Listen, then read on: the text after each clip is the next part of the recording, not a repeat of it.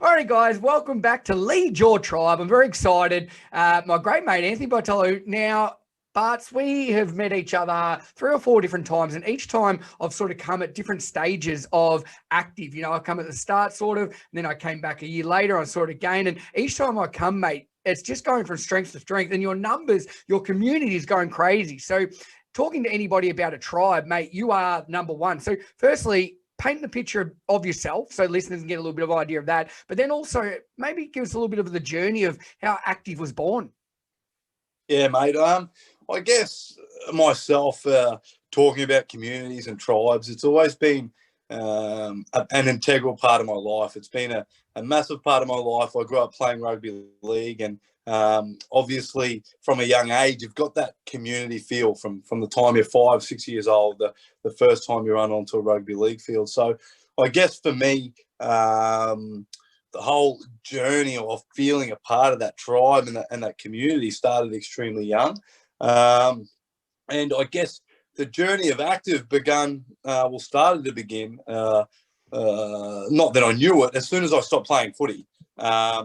So for me, it was footy ended, and mate, geez, I felt empty. I felt hollow. I felt like I don't have those 17 mates around me all the time. You know what I mean? I'm not going to training 3 times and playing that one time on the weekend. There's 4 days out of the week where you're rocking up and you've got hype around you. The boys, there's banter, there's all sorts of things. So for me, as soon as that stopped, I sort of, although I could have kept going to training and being a part of the club, I found myself through fault of my own, just being in my own head, pulling myself away from that sort of thing. So I'm an electrician by trade, and it led me to start going down the path of opening my own gym and wanting that feel, that same feel that I got at training. And I guess that's the culture that we've built at Active, is that footy training culture or netball culture, whatever it is. When you're at training, you can have a laugh, and you've got these people around you that support you no end, no matter what walk of life they come from or something. Everybody's in that time, they're tied together and they help each other out. And I mean, that's to me what it's all about.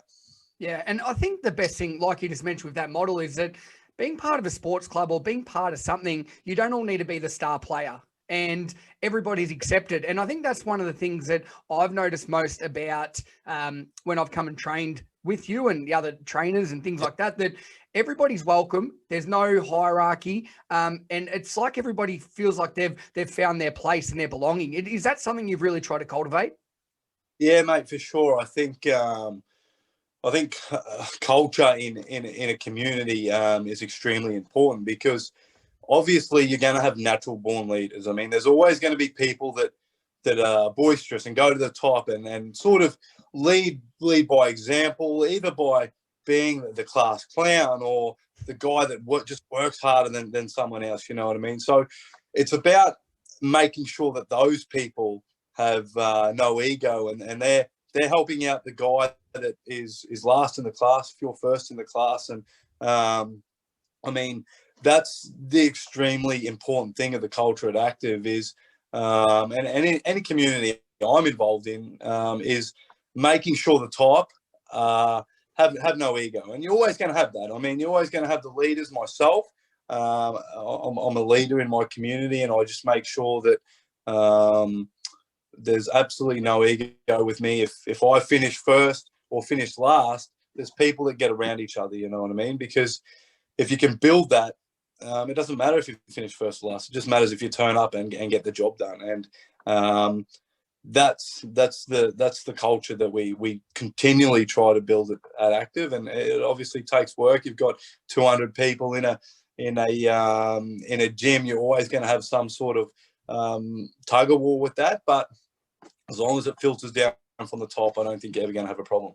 Mate, and I love that. And I know a lot of people look at the gym now and how well you're going, but it doesn't just happen. So let's go back to, I think it was early 2017 that, you, Pal, and Ali sort of joined up, and I'm sure a lot of work went in before that, but how hard was it starting a gym? Because particularly in like Burleigh or Melbourne or other capital cities around the world, there's a gym every corner, mate. There's more of those. They're everywhere. Mate, so how hard was it?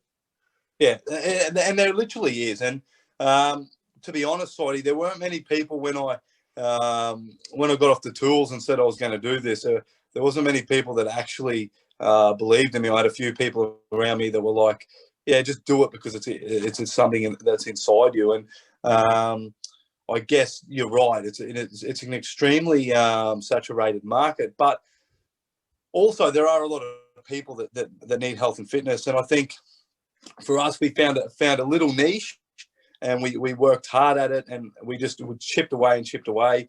When you say how hard it was, it's really, really, really hard to explain how hard we worked at the start, because we did. I mean, I grafted and grafted and grafted, and the hard work started to pay off pretty quickly, but because of the passion and all the rest, I think that we showed and put forward in the place, and we just hit a little niche there.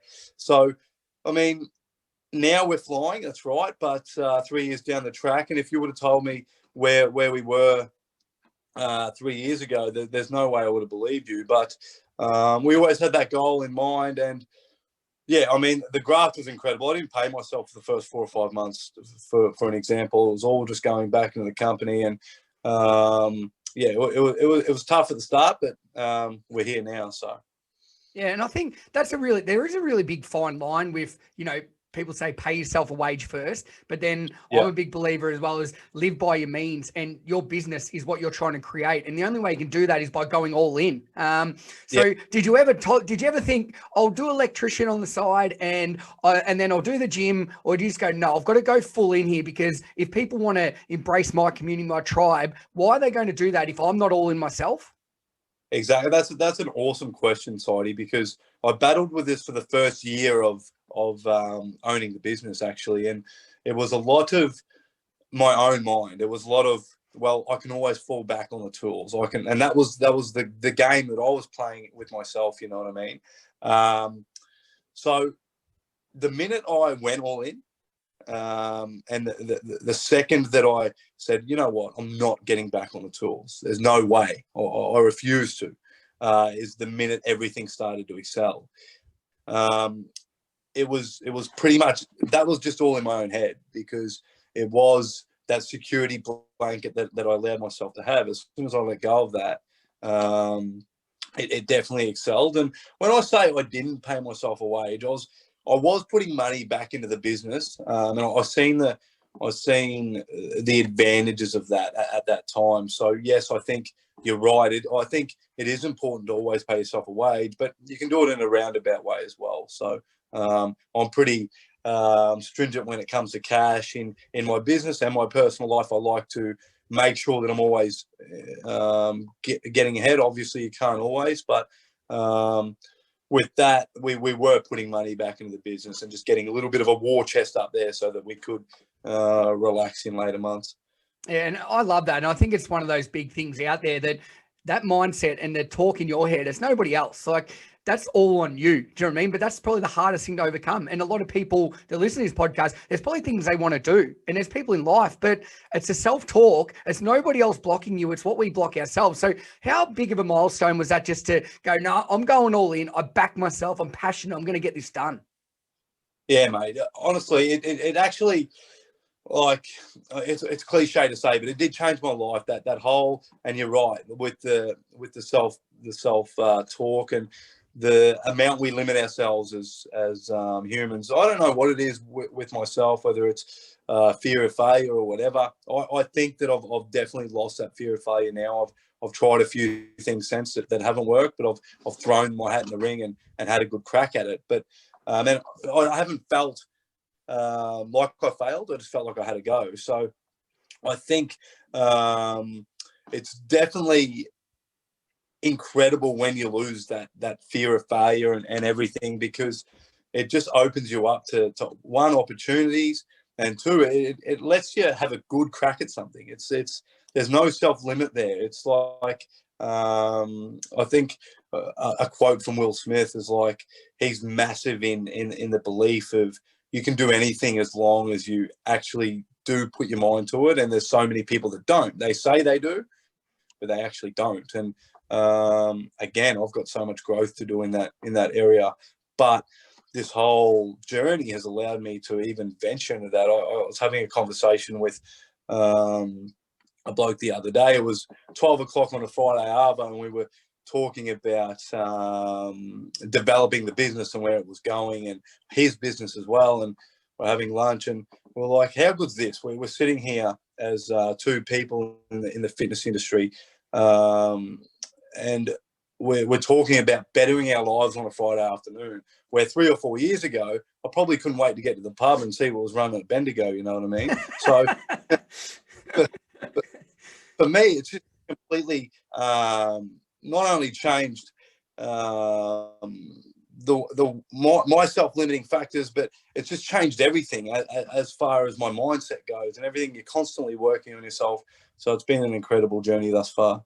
And I love that. There's so many things to unpack from that. I think you develop with your business and you grow with it, but also the fear of failure is something that I think you can only overcome if you put your hat in the ring. And talk's cheap. Like we always say, you will never overcome that. You can watch as many motivational TED Talks, whatever you want. You will only get over that when you do something. And if it doesn't work, it's not a failure, it's a lesson, and you move on. And so how proud of you are that you're able to do that now, and that if something doesn't work, that's all right. It's a lesson. Like, and that's how you think about it, isn't it? Exactly right. And it really is like, it's crazy how good you get at sweeping a so-called failure under the rug and learning from it. It's like you try something and it doesn't work when you're 16 years old, and it gets you down, and you do it again, you do it again, you do it again. Then you start to learn, okay, it's not the end of the world. I'm not made of glass. I can push through this, and it builds this resilience inside of you that's unbeatable. And I guess for us, I'm constantly trying things in my business. In Active at the moment, Active Online is our second business. It's our online business. We're always trying and failing inside that, but also the other little things we got on the side that we're always trying. And mate, something will come about eventually, and it's the most amazing feeling not having that. If I fail, it's not the end of the world. And I think that may have come from our past generations, our parents, who were taught to go to work 9 to 5, make your money, look after your kids, and all the rest of it, and not ever go off the path. I mean, try something different. Try something that's actually that you're passionate about. Yeah, so it makes you jump out of bed. I love that. And one thing I do want to talk about, and as we get on, is Active Online, because you've obviously pivoted like we all have through COVID and this crazy 2020 year. But another thing I want to talk about is when you had the idea, because I've got business partners, I've had some that works, I've got some great ones, I've had some that hasn't. How did you go, because I know you're the majority owner, it's your baby. How did you go on work with Powie, on work with Valley Day? What was the process there? Or were they just people in your life that you knew they offered value that you didn't have, so you'd all complement each other? How'd that work? Yeah, exactly right. You've hit the nail on the head there with value. I mean, Powie is an absolute genius when it comes to programming, with the way we want to program and move forward with our strength and conditioning facility. So to work with somebody like him and to bounce ideas with programs and make sure it's progressive and it's science-based was second to none. I mean, he has worked with some of the best strength and conditioning coaches in Australia. So to have him to bounce off has been an incredible learning curve for me, and he's passed that knowledge on to me now, and I'll be forever grateful for that. With regards to Powie, and Ali is a well-known person on the Gold Coast. He is the best Ironman in the world, so surf Ironman in the world. So to have him on board as a bit of a face and a little bit of a as a sponsor almost to get people through the door has been amazing as well. So Ellie's taught me a lot about the PR side of things, the Instagram side of things. Mate, 3 years ago, I had no idea. Instagram was, for me, being a Sparky, like I said, it was just something that we never really got into, and it's huge in the fitness industry. I mean, selling your product via Instagram, but also offering value there is an amazing thing. So Ellie's definitely brought that side, and forever learning of him as well. I love that. And I think we've all got to have these, skills and things that we may not have had before. And marketing is such a big thing when building a tribe, because people aren't just going to, walk around the street and just keep looking until they find you, or you don't do letter drops anymore. How do you market? How do you build your tribe? Do you want to share a few of your tips and tricks that may have worked and some that may not have? Yeah, mate, I guess for us, in the early days, it was more about organic marketing. I guess we a big lesson we've learned is how to market on socials and have your Facebook marketing and your Instagram marketing and all the rest of that, your paid marketing. But still to this day, the thing that gets people through the door is our organic stuff. And by organic, I mean your referrals, the things you're doing out in the community. So your outdoor workouts, things that give back generally will return eventually. So we do a lot of work within the community. We just actually today I just left the gym. We did a thing with a group called Support Mates, which is helping intellectually impaired and physically impaired kids come into the functional movement space and move. And I mean, that sort of thing, albeit is not for recognition or to get the PR. It's stuff that we do naturally out of the goodness of our heart, but it's things like that really put the spotlight on the facility. And we're always doing things like that. We're always helping in the community because, one, we care, and that's the most important thing. We are always giving back, and then it always returns. So that organic stuff is probably the most important. I mean, by far for us anyway. Yeah, and I think that's really important, mate, that it's you can always go and spend your money and you can invest a lot in advertising. But at the end of the day, the number one way that you're going to get new clients and whatever your tribe is word of mouth. So if you appreciate people when they're there, I know you do that so much, but then you're allowing people to train and provide them part of something, and you do that for free. I know you do so many outdoor boot camps on the beach, and you get hundreds of people. You used to do the 440 Run Club. You're now doing all these different things. Has that just been unbelievable for giving you a new reach and a new audience to impress? Yeah, mate, for sure. And like I said, I think first and foremost, you do these things because you're passionate and genuine. And then people see that. And once they see that, once they meet you in person and they can tell that you're that sort of person, they want to be a part of your tribe. You know what I mean? So you're pretty much your own advertising when it comes to the organic stuff, because you're out there spreading the good word pretty much on what you're passionate about. And then people are addicted to that. They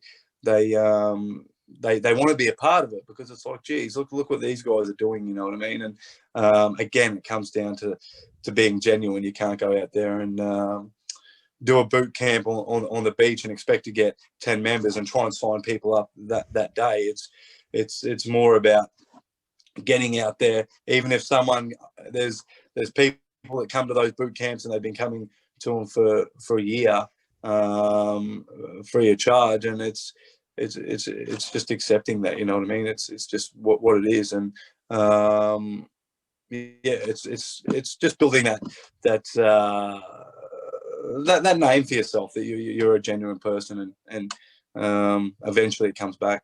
Yeah, and I think people listening there, when you offer free things, you always get the people that will always keep coming to the free things. But it's the things that, like always, and I know we're listening to this, so people are nodding their head, but you don't know what they're doing in their social circles. They might be, they might be very tight and they don't want to pay and they just enjoy the outdoor stuff, but they may be spruiking the absolute crap out of it to everyone they speak to. So Exactly. it's amazing. Yeah, and in the end, if you're providing that person with an hour of joy, then you've just really got to accept that and be thankful that you are in a position to do that for somebody. You know what I mean?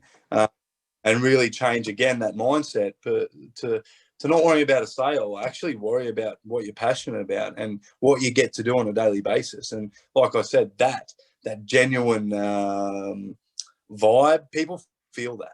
People feel if you're trying to be a salesman, or people feel if you're out there actually trying to do good. So they can pick up on that. So it all comes back around, mate. And the more you can do out there in the community, the better. Obviously, every now and again, and for the last 6 months, to be honest, we've been pretty tied down. We've been under the pump. We've been busy.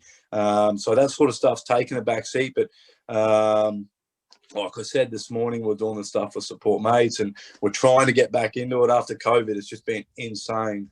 So trying to find our feet again. Yeah, and that, mate, let's get stuck into it. The old elephant in the room in the world at the moment. And you've just got to look with the havoc it's still playing. And I know for business, everybody listening to this, I'm sure, is part of a tribe that's a business and has been affected. So I know I love that it's affected you, but it's also made you grow, because let's talk about Active Online. Now, I know this was something that when I came down and worked with you guys a couple of years ago, that you had an idea of something like this. I think COVID's been a blessing in a certain way, because it's made you act and it's made so many others do the same thing. So talk us through the process of planning and then actually pivoting so quickly and releasing such a top quality product. Yeah, mate, I guess so. Like most people, we're only human. And when I remember the day that Scott Morrison got up there and said gyms would be closed in Queensland, and mate, it ripped me to shreds, to be honest. I was in a position. The gym was going really well. Everything we were actually at that time looking for our second facility. We were really close to signing a lease for facility number 2, and it seemed like it was a massive kick in the guts after 2 years of really, really hard work to get us to a point where we could open our second facility. And for 2 or 3 days, I threw Teddy in the dirt, the toys out of the cot. I was having a bit of a sook, you know what I mean? And I just woke up a couple of days later and I thought, you know what, stuff this. I'm going to work. Like, this is not a time to rest. This is a time to reset. And work on things that in the gym, number one, that we wanted to change. It was a perfect I've seen it as an opportunity to go, well, how can we use this to change our systems so that we can replicate this model in the future? So we went to work there. We really stripped down everything and went to work there. And then about a week later, we started doing Zoom workouts for our members. And we had an awesome response, not only with our members, but lots of people trying to chase these workouts and get on board. So me and Bridget, my partner, and Ali, my business partner, we sat down and we started to map out what would now become Active Online. And, mate, we worked. I mean, I can't even we were working 16, 17 hours days to get this thing off the ground.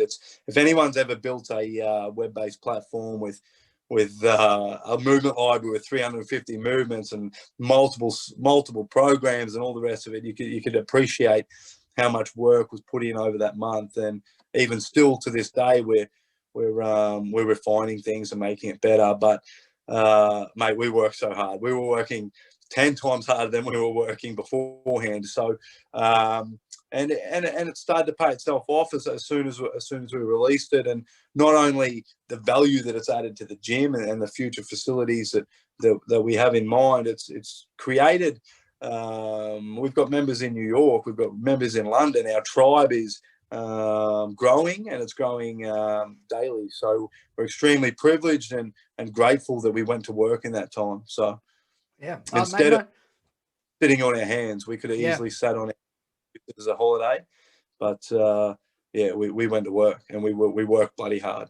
Yeah, and I love that. And like you said, everything you create on that online platform, it keeps adding value to your current clients and future ones, because anything recorded is amazing. I think that's one thing people are taking out of COVID. It'll never replace the face-to-face, but now you can offer, we can train you face-to-face, or when you go away or go somewhere else, we've also got this. So you're still part of the community. So how important has that been for your overall tribe? Yeah, mate. I mean, we've got the community forum and anything on there, but I think more than anything, it just allows them to see Active as more of a professional outfit. To be honest, I think there's plenty of gyms out there that you've got your F45s and all that. And to be honest, we're competing with them on the online on the online scene now, because we have this awesome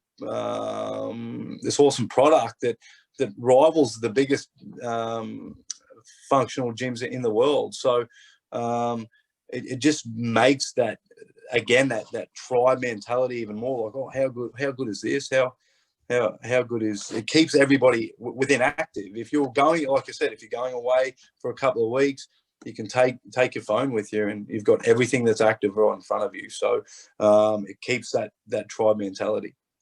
I love that. And not only that, it helps it build, it adds value. It's just ticking all the boxes. So, mate, looking back at everything you've done with the online stuff, the gym, going through COVID, starting business, building a tribe, do you bring it back all to, that sports club mentality? Because I talk about this a lot. Is that sort of the main sort of underlying thing that everyone, so the umbrella that everything sort of fits under that? Or are there some other little things you've learned through the gym that you'd probably give some tips? So if you're giving tips out to people, what are some of the best things that you have implemented to, generate what you've been able to create in the community and impact so many people?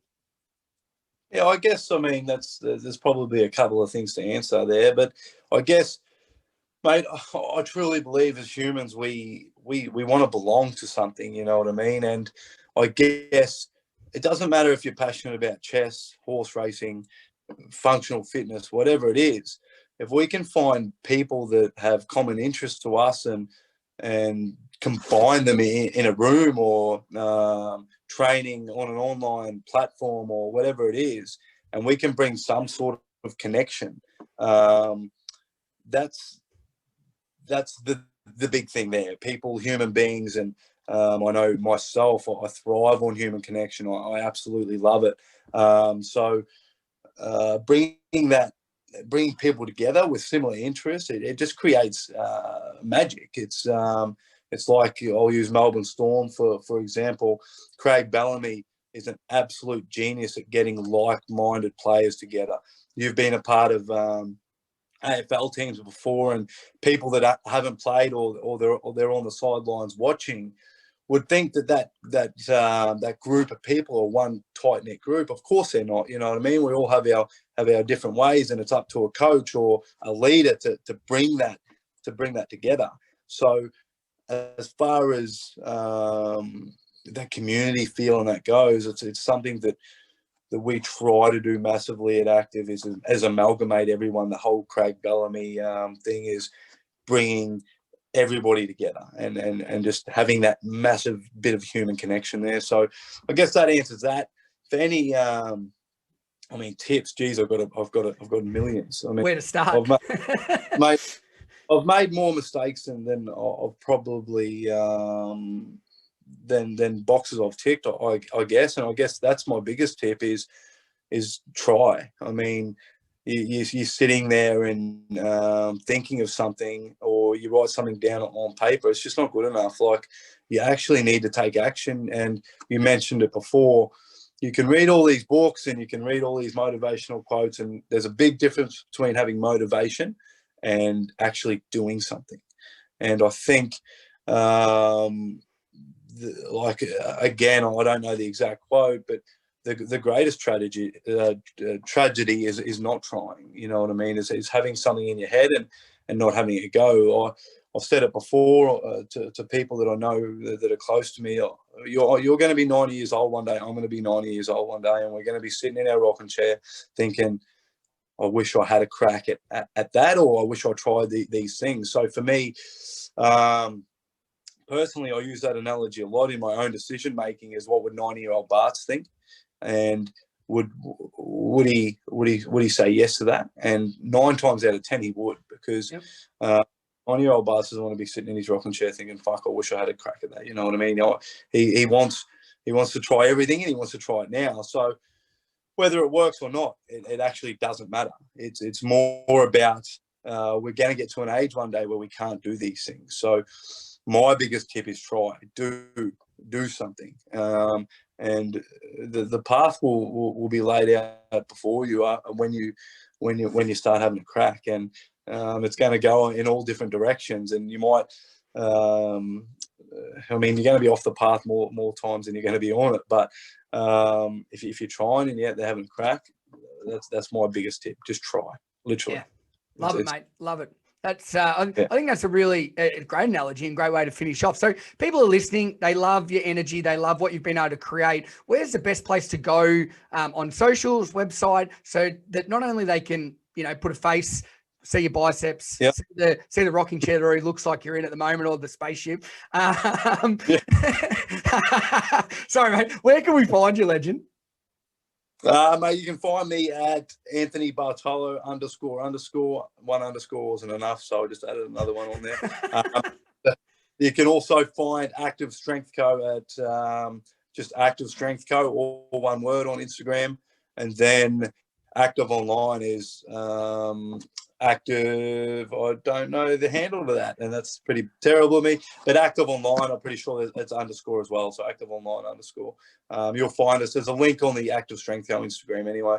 But yeah, you can find all the cool things we're up to on there, and it's ever evolving. And if you are a personal trainer or somebody that wants to start a facility, reach out. I mean, I love having and helping anywhere I can, because I've found success in what I've done, and I'm extremely proud of what I've done. So yeah, so if you want to reach out, please reach out. Legend. Well, Bart, I'll have links in the show notes so anybody can go and check these out at Lead Your Tribe. I also highly recommend going to YouTube and watch the video, because Bart's the most impressive captain seat I've ever seen. And I'm going to sign out, buddy. Over and out. But thanks so much for your time today, mate. It's been obviously really nice to see the journey unfold, and I've had a front row seat, and I've been able to enjoy it, watch it, and enjoy some of your sessions. So well done for everything you've achieved, and also being able to pivot so quickly with Active Online. I think it's a top-notch product that you should be really proud of, and it just shows that you don't need a great deal of time to create something. And I think that's a really sort of feather in your cap, mate. And you'd probably think the same, yeah?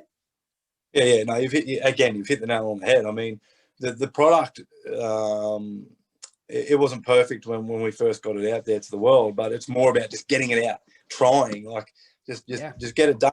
We'll keep refining it for the next 6 to 12 months, probably for the rest of the time that we have Active Online. But I guess if you don't have something out there, then what chance have you got? So get out there and have a crack, peeps.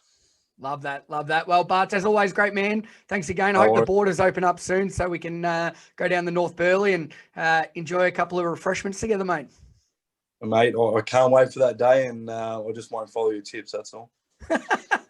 See you guys.